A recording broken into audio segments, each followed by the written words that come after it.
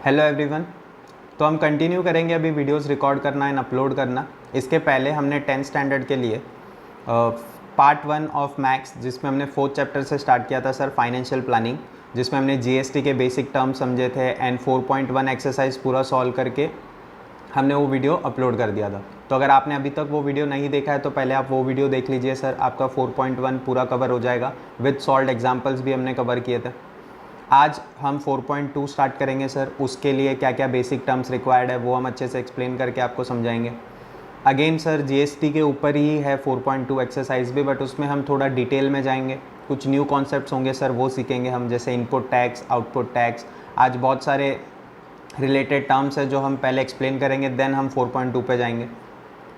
तो काफ़ी easy exercise है, अगेन काफ़ी स्कोरिंग एक्सरसाइज है, इतने ज़्यादा लेंदी सम्स भी नहीं है, ज़्यादा कुछ याद रखने की भी नीड नहीं है सर। तो मैं टेक्स्ट बुक में आपको अगेन वही जो रिलेवेंट पॉइंट्स मुझे लगेंगे जो 4.2 के लिए इंपॉर्टेंट होंगे वो मैं आपको समझा दूंगा। तो आज हम स्टार्ट करते हैं। पहले यहाँ पे पेज नंबर 89 पे टेक्स्ट बुक पे ये जो पर्टिकुलर पैराग्राफ है सर, ये मोस्ट इंपॉर्टेंट है और इस पैराग्राफ में आपका पूरा एक्सरसाइज कवर हो जाएगा सर। बट ये पैराग्राफ एक्सप्लेन करने से पहले मैं आपको कुछ समझा दूँ। जैसे सर जो हमारा चेन होता है, गुड्स डिस्ट्रीब्यूशन का चेन, तो वो चेन एक्चुअल में होता कैसे सर? पहले गुड्स बनाए जाते हैं और गुड्स बनाता कौन है सर? मैन्युफैक्चरर। फिर मैन्युफैक्चरर वो गुड्स किसको बेचेगा? होलसेलर को। होलसेलर वो गुड्स किसको बेचता है सर? रिटेलर को। और रिटेलर फाइनली वही गुड्स हम जैसे कस्टमर को बेचते हैं। तो ये पूरा सप्लाई चेन है। गुड्स बनते हैं मैन्युफैक्चरर के यहाँ पे, फिर मैन्युफैक्चरर से होलसेलर ख़रीदता है, होलसेलर से रिटेलर ख़रीदता है, एंड देन फाइनली हम जैसे कस्टमर्स रिटेल शॉप्स में जाके इन प्रोडक्ट्स को ख़रीदते हैं। तो हर स्टेज पे जीएसटी आता होगा सर। जैसे समझो मैन्युफैक्चरर से जब होलसेलर परचेस कर रहा था तो उसने कुछ ना कुछ जीएसटी पे किया होगा, और देन जब होलसेलर ने यही गुड्स रिटेलर को बेचे होंगे तो रिटेलर से जीएसटी कलेक्ट भी किया होगा। यानी हर स्टेज पे कुछ ना कुछ जीएसटी कलेक्ट किया जाता है और कुछ ना कुछ जीएसटी पे किया जाता है। अल्टीमेटली कस्टमर के हाथ में जब वो प्रोडक्ट पहुंचते हैं तो हम जैसे कस्टमर तो वो प्रोडक्ट कंज्यूम कर लेते हैं, हम आगे बेचते नहीं हैं। तो ये चेन ख़त्म कहाँ पे होता है सर? कस्टमर्स पे, क्योंकि कस्टमर गुड्स को कंज्यूम करने के लिए खरीदते हैं। इसीलिए फाइनल जीएसटी का जो भी बर्डन होता है वो अल्टीमेटली कस्टमर के ऊपर ही आता है। तो ये जो सप्लाई चेन के बीच में कुछ जीएसटी कलेक्ट हो रहा है, कुछ जीएसटी पे हो रहा है, तो आज हम सारे सम्स उसके ऊपर ही कैलकुलेट करने वाले कि अल्टीमेटली फाइनली जीएसटी कितना पेएबल है। तो उसके लिए हमें 3 टर्म्स रिक्वायर्ड है, 3 नहीं हालांकि 2 ही, थर्ड तो हमारा फॉर्मूला बन जाएगा। तो फर्स्ट आ जाता है जिसमें इनपुट टैक्स क्रेडिट, और सेकंड आ जाएगा अपना आउटपुट टैक्स। इसी से हमारा बेसिक सा फॉर्मूला बन जाएगा सर, दोनों को माइनस करके। बट पहले समझेंगे कि जब हम टैक्स पे करते हैं उसको क्या बोलते हैं और जब हम टैक्स कलेक्ट करते हैं उसको क्या बोलते हैं। तो आप टेक्स्ट बुक में इस पर्टिकुलर पेज पे देखिए, पेज नंबर 89 पे आपको दिया हुआ है। यहाँ से मैं रीड कर रहा हूँ sir. What is input tax credit? GST is levied and collected at every stage of trading from manufacturer to consumer। तो GST पे भी हो रहा है, GST कलेक्ट भी हो रहा है, मैन्युफैक्चरर से होलसेलर, होलसेलर से रिटेलर और फाइनली रिटेलर से कंज्यूमर। तो ये अपना ट्रेडिंग का चेन हो गया सर, सप्लाई चेन। अब यहाँ पे सबसे इंपॉर्टेंट लाइन है सर, नेक्स्ट लाइन पे पूरा फोकस करना। When trader pays GST at the time of purchase, it is called input tax। तो जब हम गुड्स खरीदते हैं और उस खरीदते हुए गुड्स पे हमने जो जीएसटी पे किया है सर उसको बोलते हैं इनपुट टैक्स। यानी जीएसटी जो हम eight the time of purchase पे करते हैं उसको हम बोलेंगे इनपुट टैक्स या इनपुट टैक्स क्रेडिट। यही हमारा इनपुट टैक्स क्रेडिट भी बन जाता है सर। तो मान लो सर आप 100 रुपये के गुड्स खरीद के आए, उसके ऊपर आपने 10 रुपीज़ जीएसटी पे किया है, तो ये जो 10 रुपीज़ आपने जीएसटी पे किया ये आपका बन गया इनपुट टैक्स। ठीक है सर, आगे पढ़ते हैं। And he collects GST at the time of sale is called output tax. तो 2 सिंपल सी चीज़ हमें याद रखनी है सर। जब हम गुड्स बेचते हैं तो हम जीएसटी कलेक्ट करते हैं, हमें पैसे मिलते हैं उस गुड्स के, साथ में हम जीएसटी भी कलेक्ट करते हैं। तो जब बेचते हो तो आप जीएसटी कलेक्ट करते हो और जब गुड्स खरीदते हो तो आप जीएसटी पे करते हो। तो GST paid at the time of purchase को हम बोलेंगे इनपुट टैक्स और GST paid at the time of sales को हम बोलेंगे आउटपुट टैक्स। अगेन रिपीट कर रहा हूँ सर, जब हम गुड्स खरीदने जाते हैं तो हम जीएसटी पे करके आते हैं। तो ये जो जीएसटी हमने पे किया इसको बोलते हैं इनपुट टैक्स क्रेडिट या इनपुट टैक्स। सेकेंड चीज़ याद रखना है सर, जब हम ये गुड्स बेचते हैं तो हम जीएसटी कलेक्ट करते हैं, तो वो जो जीएसटी कलेक्ट हुआ उसको बोला जाता है आउटपुट टैक्स। तो ये जो 2 टर्म्स है इसी के बेस पे पूरा 4.2 एक्सरसाइज है सर। और यहाँ पे आपको एक फार्मूला दिखेगा जो हर सम में हम यूज़ करने वाले हैं, ये रहा वो फार्मूला, यहाँ पे देख लेना। GST payable is equals to output tax minus ITC। Sir ये ITC क्या है? इनपुट टैक्स क्रेडिट, जो हम इनपुट टैक्स को ही बोलते हैं। तो ये था आपका इतना सा बेसिक पार्ट 4.2 के लिए। अब हम आगे बढ़ेंगे सर। तो इस पेज पे मैंने जैसे 4.1 के लिए भी मैंने बेसिक टर्म्स लिखे हुए थे, 4.2 के लिए भी बेसिक टर्म्स आपको याद रखने हैं। उसके बाद आपको एक्सरसाइज काफ़ी सिंपल लगेगी। और यहाँ पे आप देख सकते हो फर्स्ट लाइन पे लिखा गया सर आउटपुट टैक्स किसको बोलते हैं। तो अभी अभी हम सीख के आए थे, जब हम गुड्स बेचते हैं उस पर जो हमें टैक्स मिलता है यानी टैक्स कलेक्टेड। तो ये लाइन देख सकते हो, tax collected at the time of sale. तो जब आप गुड्स बेचते हो उस पर जो आपको टैक्स मिलता है उसको हम बोलेंगे आउटपुट टैक्स। और जब हम गुड्स खरीदते हैं और उसके ऊपर GST पे करके आते हैं उसको हम बोलेंगे इनपुट टैक्स, जो अल्टीमेटली अपना बन जाएगा इनपुट टैक्स क्रेडिट। तो input tax is equals to tax paid at the time of purchase. और GST पेबल कैसे निकालना है सर? आउटपुट टैक्स में से इनपुट टैक्स माइनस करते हैं, output tax minus input tax credit. अब आपको ये टर्म एक एग्जांपल के साथ जब हम समझेंगे तो और अच्छे से समझेगा सर। जैसे नीचे आपको ध्यान देना है भी इस डायग्राम पे, तो इसमें आपको बहुत अच्छे से समझ में आएगा कि अल्टीमेटली हम करने क्या वाले आज। तो आप इस रिटेलर पॉइंट ऑफ व्यू आपको ये सम सोचना है कि रिटेलर होलसेलर से गुड्स खरीद के आया और फाइनली इसने ये गुड्स किसको बेच दिए सर? कंज्यूमर को। अब जब इसने गुड्स खरीदे रहेंगे तो वो गुड्स फॉर एग्जांपल 100 रुपये के थे और GST उस पर 20 रुपया पे करके टोटल गुड्स की वैल्यू हो गई 120। यानी जब रिटेलर होलसेलर से गुड्स परचेज करके आया था तो उसने 100 रुपये के गुड्स खरीदे, उस पर 20 रुपीज़ GST पे करके वो गुड्स उसको टोटल वैल्यू कितने का पड़ा सर? 120 का। यानी जब खरीदते टाइम इसने GST कितना पे किया सर? 20। याद रखना, ये हम लास्ट में कनेक्ट करेंगे। फिर इसने यही गुड्स कस्टमर को बेच दिए 140 टैक्सेबल वैल्यू, और कस्टमर से GST भी वसूला 50 रुपीज़ का, और फाइनली कस्टमर को ये प्रोडक्ट कितने में पड़ा सर? 190। ये जो सम से हमने 4.1 में किए होंगे आपको याद आ रहा होगा। तो ये सारे सम्स हमने 4.1 में किए थे, बेसिक्स कैसे कैलकुलेट करना। तो अगेन आपको मैं बता दूं, जब रिटेलर होलसेलर से खरीद के आया तो इसने GST कितना पे किया सर? 20 रुपीज़। और जब कस्टमर्स को ये गुड बेचे गए तो उसने GST कस्टमर से कितना कलेक्ट किया सर? 50 रुपीज़। यानी पे किया है 20 और कलेक्ट किया है 50। तो जो एक्स्ट्रा 30 रुपीज़ कलेक्ट किया है वो भी तो गवर्नमेंट को जाना चाहिए सर। 50 में से माना 20 आपने ऑलरेडी पे कर दिया, लेकिन जो एक्स्ट्रा 30 आपने कस्टमर से वसूला है वो अल्टीमेटली किसको जाना चाहिए सर? गवर्नमेंट को। तो हमारा GST पेएबल का फॉर्मूला लॉजिकली डिराइव्ड है आउटपुट टैक्स, यानी ये 50 output tax minus input tax. ऊपर हमने क्या पढ़ा था सर? आउटपुट टैक्स किसको बोलते हैं? जो आप सेल करते टाइम कलेक्ट करते हो। तो सेल करते टाइम हमने कितना कलेक्ट किया सर? 50। यानी ये 50 बन गया आपका आउटपुट टैक्स। और जब खरीदने गए थे जो आपने GST पे किया वो बन गया आपका इनपुट टैक्स। यानी खरीदते टाइम हमने GST कितना पे किया था सर? 20 रुपीज़। यानी 50 माइनस 20 करेंगे तो अपना फाइनल GST पेएबल आ जाएगा 30 रुपीज़। तो नीचे देख लेते हैं फॉर्मूला में ये रहा। तो आउटपुट टैक्स 50, सेल के टाइम पे जो आपने कलेक्ट किया उसको आउटपुट टैक्स बोलते हैं 50, खरीदते टाइम जो आपने टैक्स पे किया उसको हम इनपुट टैक्स बोलते हैं, देख सकते हो सर 20। और फाइनली GST पेएबल का फॉर्मूला क्या था sir? Output tax minus input tax credit.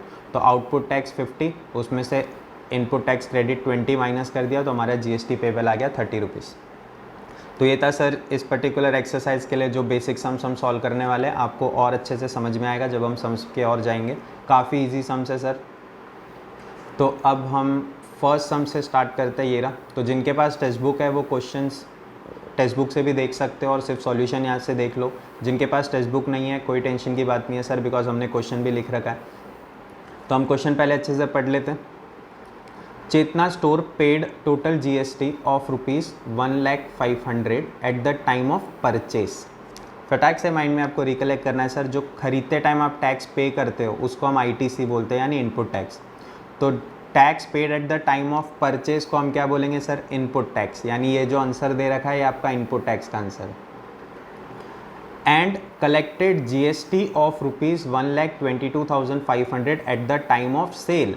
बेचते टाइम आपने कितना टैक्स कलेक्ट किया सर? 1,22,500। और जो सेल करते टाइम हम कलेक्ट करते हैं उसको हम बोलते हैं output tax. Find GST payable. तो बहुत बेसिक सा सम है, दोनों वैल्यू इन्होंने दे रखी है। तो आउटपुट टैक्स का मीनिंग क्या पड़ा था सर? हमने tax collected at the time of sale, और at the time of sale आपने कितना कलेक्ट किया हुआ है सर? 1,22,500। वैसे ही tax paid at the time of purchase अपना क्या बन जाता है सर? Input tax. तो इनपुट टैक्स जिसको हम ITC भी बोलते हैं, input tax credit, tax paid at the time of purchase. तो जब ये गुड्स आप खरीदने गए थे तो आपने जीएसटी पे कितना किया हुआ है सर? 1,05,000। तो आपने पे किया था 1,05,000 और आपने कस्टमर से कलेक्ट किया 1,22,500। तो एक्स्ट्रा जो आपने कलेक्ट किया वो अगेन गवर्नमेंट को जाना चाहिए। तो जीएसटी पेबल का वही फॉर्मूला बन जाता है कि एक्स्ट्रा आपने कितना कलेक्ट किया। ये कैसे कैलकुलेट कर लेंगे सर? आउटपुट टैक्स में से इनपुट टैक्स माइनस करके। तो output tax minus input tax credit, यानी 1,22,500 माइनस 1,05,000, हमारा अल्टीमेट आंसर आ जाएगा सर 22,000। यानी फाइनल आंसर जीएसटी पेबल कितना है? GST payable by Chetna store is ₹22,000। तो ये सर काफ़ी बेसिक सा सम है, देख सकते हो आप। अगेन सेकंड सम ऐसा ही है, बहुत छोटा सा सम है। तो सेकंड सम भी देख लेते हैं हम अभी क्या है। Najma is a proprietor of a firm registered under GST. She has paid GST of ₹12,500 on purchase. Again sir purchase के टाइम पे जीएसटी पे करोगे तो वो बन जाता है आपका आईटीसी यानी input tax. And collected ₹14,750 on sale. Sale के टाइम पे जो आप टैक्स कलेक्ट करते हो उसको बोलते हैं आउटपुट टैक्स। ये दो ही टर्म आपको याद रखने सर, सारे सम सिंपल है, आपको बहुत आसानी से समझ में आ जाएंगे। What is the amount of ITC claim?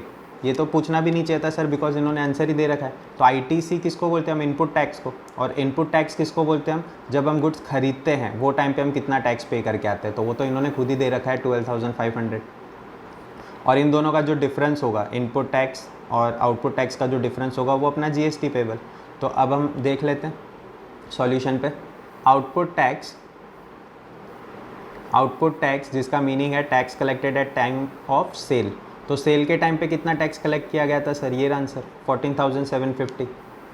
और ख़रीदते टाइम जो आप टैक्स पे करके आते हो उसको बोलते हैं इनपुट टैक्स। तो आप बार बार ये टर्म लिखोगे सर, आपको वैसे याद हो जाएगा। इनपुट टैक्स ब्रैकेट में लिखना है sir tax paid at the time of purchase. तो परचेज के टाइम पे हम कितना पे करके आए थे सर? 12,500। तो आईटीसी कितने का मिलेगा आपको क्रेडिट? 12,500 का। आंसर दे रखा है इन्होंने। तो हमारा नेक्स्ट लाइन पे देख सकते हो आप answer, amount of ITC to be claim 12,500, ये रहा जो आप खरीदते टाइम पे करके आए थे। और जीएसटी फाइनली पेएबल कितना है सर? फॉर्मूला क्या था? आउटपुट टैक्स में से इनपुट टैक्स माइनस कर दो। तो 14,750 में से 12,500 माइनस करने पे हमारा फाइनल आंसर आ गया सर ₹2,250 जीएसटी पेएबल। ये दो सम थे, काफ़ी बेसिक थे सर। आगे बढ़ते, ये हमारा थर्ड सम और ये काफ़ी इंटरेस्टिंग है सर। ये आपको क्लैरिटी देगा पूरा के चेन में जो हमारा सप्लाई चेन होता है उसमें जीएसटी कैसे कैलकुलेट किया जाता है। इंपॉर्टेंट सम है, एग्जाम में आने के चांसेस भी बहुत ज़्यादा है सर इस सम के, तो आप पहले देख लो। अमीर enterprise purchase chocolate sauce bottles and paid GST of ₹3,800. He sold those bottles to Akbari Bros and collected GST of ₹4,100. Mayank Food Corner purchased these bottles from Akbari Bros and paid GST of ₹4,500. Find the amount of GST payable at every stage of trading and hence find payable CGST and SGST. Sir CGST SGST आपको पता है, GST का half करके निकाला जाता है, आधा central को चला जाता है, आधा स्टेट को चला जाता है। इस क्वेश्चन में आपने देखा रहेगा तीन पार्टीज दे रखी है सर, अमीर एंटरप्राइज, देन अकबरी ब्रोस और फिर मयंक फूड कॉर्नर। तो एक पूरा चेन दे रखा है उन्होंने और हमें हर स्टेज पे निकालना है कि जीएसटी पेएबल कितना है। तो आप टेंशन नहीं लेना, यहाँ पे एक मैंने डायग्राम जैसा बना रखा है, आपको आसानी से समझ में आ जाएगा। तो ये चेन देख लेना आप पहले। तो अमीर एंटरप्राइज पॉइंट ऑफ व्यू, जब वो गुड्स खरीद के आए थे तो उन्होंने जीएसटी कितना पे किया सर? 3,800। और जब उन्होंने अकबरी ब्रोस को ये गुड्स बेचे तो जीएसटी कितना लिया उनसे? 4,100। यानी इन दोनों को माइनस करेंगे तो अमीर एंटरप्राइज़ का जीएसटी पेएबल आ जाएगा। आगे बढ़ते हैं। अकबरी ब्रोस ने जब अमीर एंटरप्राइज से ये चॉकलेट के बॉटल्स खरीदे होंगे तो जीएसटी कितना पे किया सर? 4,100।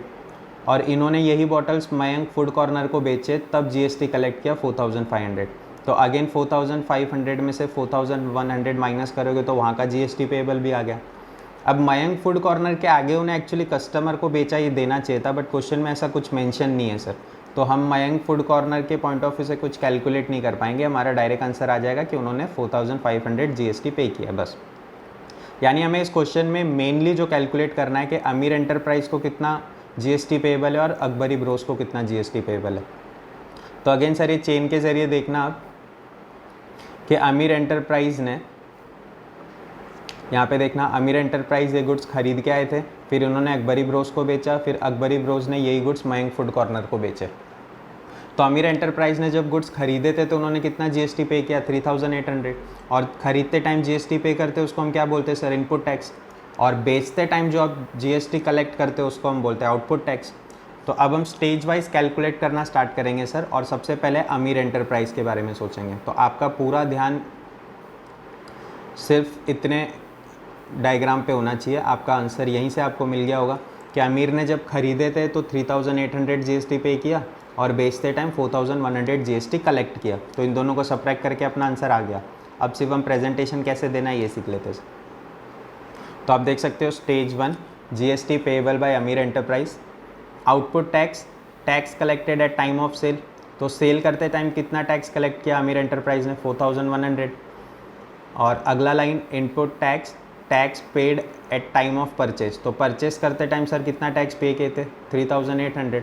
तो इन दोनों को माइनस करेंगे तो फॉर्मूला बन गया GST payable is equals to output tax minus input tax. तो 4100 में से 3800 माइनस कर देंगे तो फाइनल जीएसटी कितना पे करना है अमीर एंटरप्राइज को, 300। क्योंकि देखो सर 4100 में से ऑलरेडी उसने 3800 तो पे कर दिए थे, तो एक्स्ट्रा कितना बच गया जो गवर्नमेंट को पे करना है वो है 300। ये था स्टेज 1 पे अमीर एंटरप्राइज के लिए। अब हम आगे कैलकुलेट करेंगे अकबरी ब्रोस के लिए। तो अकबरी ब्रोस के लिए आपको इस पर्टिकुलर डायग्राम पे ध्यान देना। अकबरी ब्रोस जब गुड्स खरीदे थे अमीर एंटरप्राइज से तो उन्होंने जीएसटी कितना पे किया सर, 4100। और उन्होंने यही गुड्स जब मयंक फूड कॉर्नर को बेचे तो उन्होंने उनसे कलेक्ट किया 4500, यानी कलेक्ट किया 4500 और पे करके आए थे 4100। तो डिफरेंस कितने का आ रहा है सर, 400 का। तो 400 हमारा आंसर होगा। अब प्रेजेंटेशन वाइज इसको सीखेंगे अच्छे से। तो अगेन मैं बता दूं, ये जो है वो अपना आउटपुट टैक्स आ जाता है सर, और ये जो है अपना वो आ जाएगा इनपुट टैक्स। बेचते टाइम जो कलेक्ट करते हैं उसको आउटपुट टैक्स बोलते हैं, और ख़रीदते टाइम जो पे करके आते हैं उसको बोलते हैं इनपुट टैक्स। तो नेक्स्ट पेज पे यहाँ पे हम इनका कैलकुलेशन करके रखें अकबरी ब्रोस का, देखते हैं। GST payable by Akbari bros, output tax की बात करें तो tax collected at time of sale, और कितना कलेक्ट किया था सर उन्होंने मयंक फूड कॉर्नर से, 4500। वैसे जब गुड्स खरीद के आए थे अमीर एंटरप्राइज से तो इन्होंने जीएसटी कितना पे किया था सर, 4100। तो कलेक्ट किया 4500 और पे करके आए थे 4100। तो एक्स्ट्रा कितना पे करना है सर, 400, वही हमारा जीएसटी पेएबल है। फॉर्मूला है output tax minus ITC, 4500 minus 4100, answer आ गया 400। तो GST payable by Akbari bros is ₹400। इसके आगे सर मयंक फूड कॉर्नर का तो हम कैलकुलेट नहीं कर सकते क्योंकि उन्होंने सिर्फ ख़रीदा है, बेचने का तो डिटेल दिया ही नहीं है। क्वेश्चन थोड़ा सा इनकम्प्लीट जैसा लगता है बिकॉज मयंक फूड कॉर्नर भी खुद एक शॉप जैसा लग रहा है, तो ऑब्वियसली कस्टमर को इन्होंने बेचा रहेगा। बट अगेन हमें इतना दिमाग नहीं लगाना है, क्वेश्चन में जितना दे रखा है हम उतना ही सॉल्व करेंगे। तो स्टेज 3 पे चाहो तो आप डायरेक्टली ऐसा लिख सकते थे कि मयंक फूड कॉर्नर ने कितना जीएसटी पे कर दिया सर, 4500। तो वही हमारा फाइनल आंसर। एक्चुअल में इसकी नीड भी नहीं थी ये क्वेश्चन, आप यहाँ तक सॉल्व करोगे तो भी चलेगा, बट ठीक है ये लिख दिया तो भी कोई इशू नहीं है। तो समझ में आया सर आपको, अमीर एंटरप्राइज पहले गुड्स खरीदता है फिर गुड्स बेचता है अकबरी ब्रोस को, अकबरी ब्रोस यही गुड्स बेचता है मयंक फूड कॉर्नर को। तो आप बीच बीच में जितना जीएसटी पे करना है, जितना जीएसटी कलेक्ट किया, उन सब का डिफरेंस जो है हमारा जीएसटी पेएबल आ जाता है। इंपॉर्टेंट क्वेश्चन है सर, बार बार रिवाइज करना, ये बहुत सिंपल है हालांकि। आगे बढ़ते हैं सर हमारे नेक्स्ट क्वेश्चन पे। नेक्स्ट क्वेश्चन आ रहा है sir question number 4, Malik gas agency Chandigarh union territory. हाँ, ये क्वेश्चन स्टार्ट करने से पहले सर मैं एक बात बता दूँ, हम जीएसटी अभी तक जो कैलकुलेट कर रहे थे उसके बाद हम क्या करते थे सर, आधा सेंट्रल को दे देते थे और आधा स्टेट को दे देते थे। यानी अभी तक हम जो 4.1 में कैलकुलेट कर रहे थे वो कर रहे थे हम सीजीएसटी और एसजीएसटी। लेकिन अपने इंडिया में कुछ ऐसे जगह भी है जिनको हम यूनियन टेरिटरी बोलते हैं, उनको हम स्टेट नहीं बोलते सर। तो स्टेट नहीं है तो हम वहाँ पे एसजीएसटी तो लगा नहीं पाएंगे, तो जहाँ पे यूनियन टेरिटरी है वहाँ पे लगता है सर यूटीजीएसटी।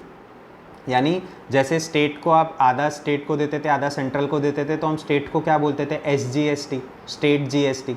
लेकिन अब जहाँ पे स्टेट नहीं है, जहाँ पे यूनियन टेरिटरी है, वहाँ पे हम एसजीएसटी वर्ड नहीं यूज़ करेंगे, वहाँ पे हम यूज़ करेंगे सर यूटीजीएसटी वाला वर्ड। तो ये सब में समझ जाना, कुछ डिफरेंस नहीं है सर, खाली एसजीएसटी के बदले हम क्या लिखेंगे, यूटीजीएसटी। तो अब हम क्वेश्चन पढ़ते हैं sir. Malik gas agency Chandigarh union territory, यहाँ पे आप देख सकते हो, तो ये स्टेट नहीं है, चंडीगढ़ एक्चुअली यूनियन टेरिटरी है। तो यहाँ पे हम SGST वर्ड यूज़ नहीं करेंगे सर, उसके बदले हम यूज़ करेंगे UTGST, union territory goods and service tax.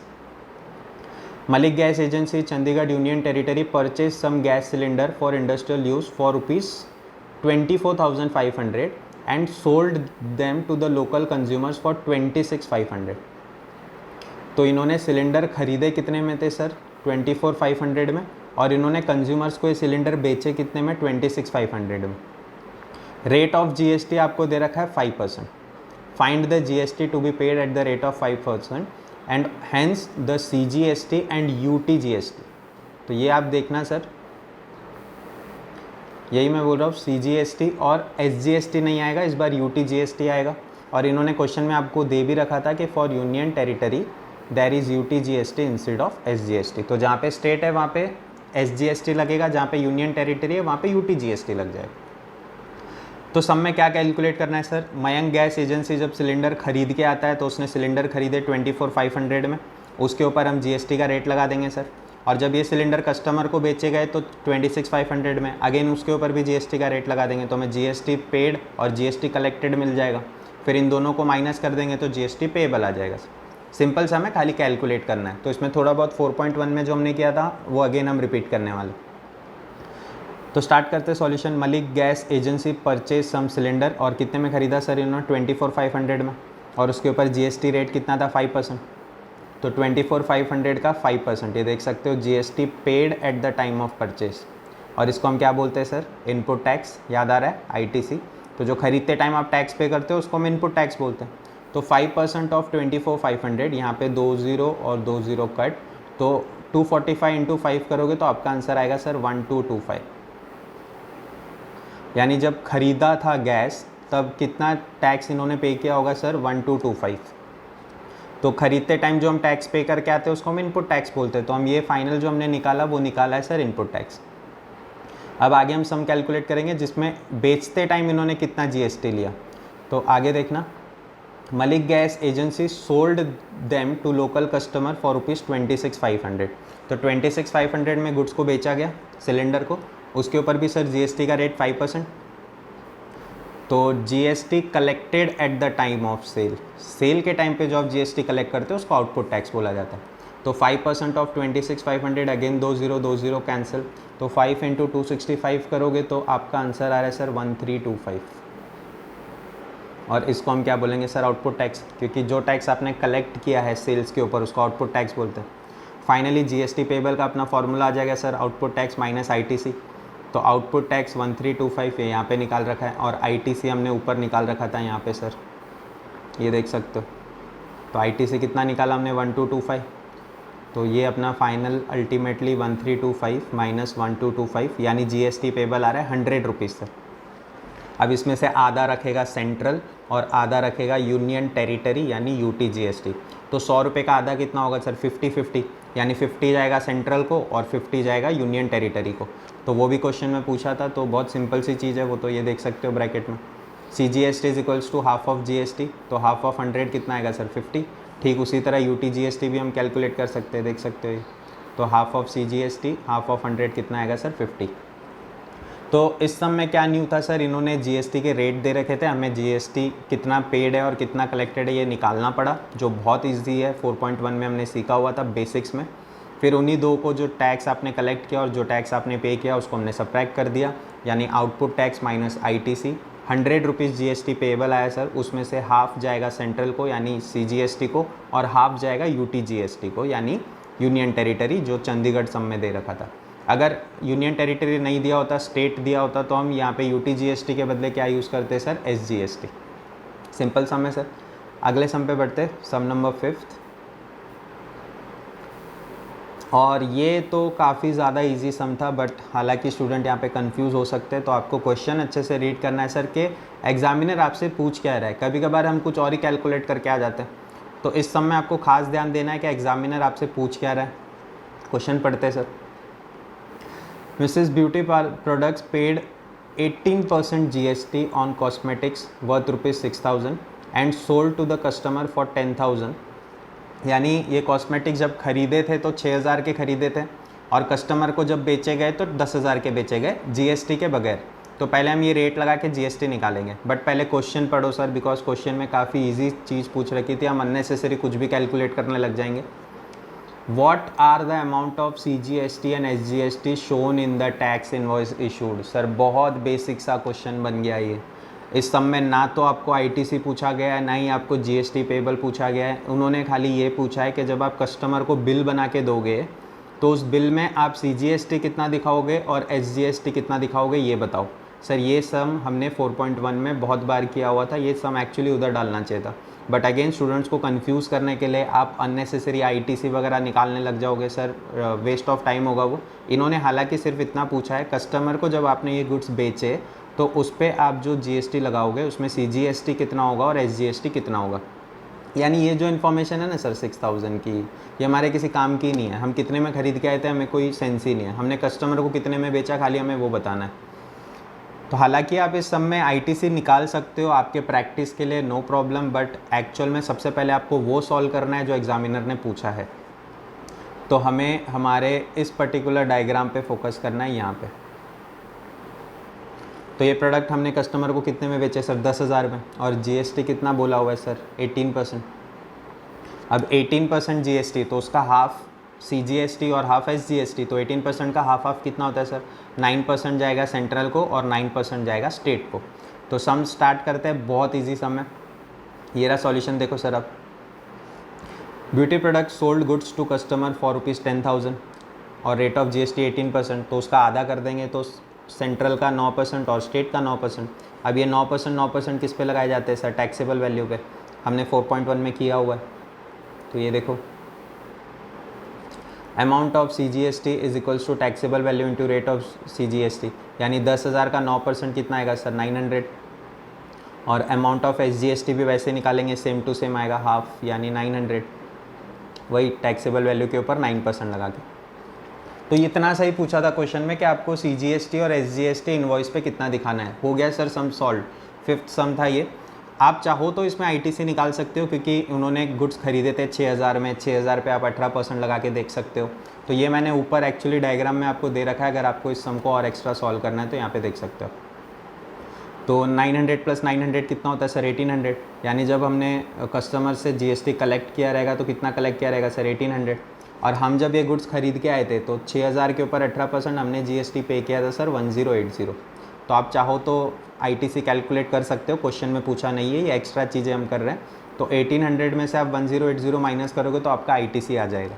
हालांकि इस क्वेश्चन में ऐसा कुछ नहीं पूछा था, इस क्वेश्चन में सिर्फ CGST और SGST निकालना है। तो 10,000 के गुड्स के ऊपर 9% CGST लगा दिया, 9% SGST लगा दिया और सम सॉल्व हो गया सर।